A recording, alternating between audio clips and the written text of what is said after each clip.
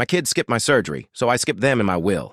When the doctor said I needed heart surgery, my whole world slowed down. I wasn't scared of dying.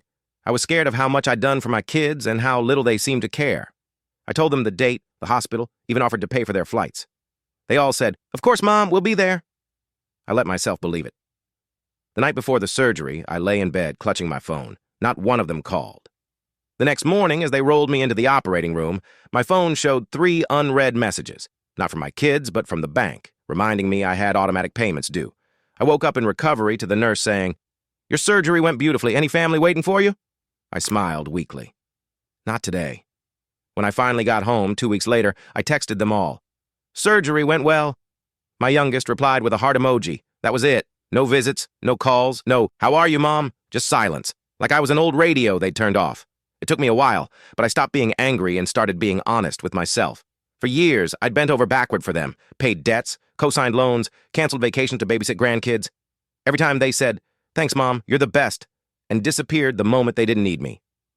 Lying in that hospital bed, attached to wires, I realized something uncomfortable. Love without respect isn't love at all. So I scheduled one more meeting, this time with my lawyer. He walked me through the papers slowly, asking if I was sure.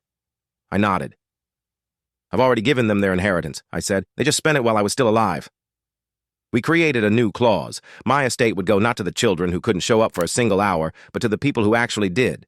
The nurse who read to me every night, the neighbor who fed my cat, and the scholarship fund I'd once dreamed of starting.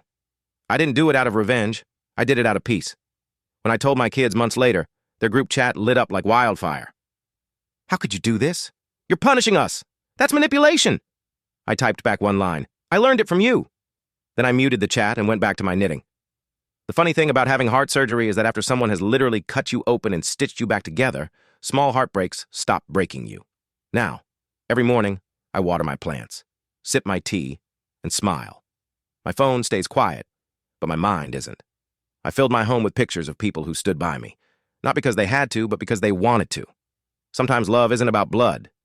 It's about who shows up when you're bleeding. And if that makes me selfish, so be it. My kids skipped my surgery, so this time I skipped them. Some lessons cost more than money. If you've ever realized your presence deserves the same loyalty you give others, know this. You're not heartless for protecting your heart. Subscribe, and let's keep reminding ourselves, love that only asks, never gives, isn't love at all.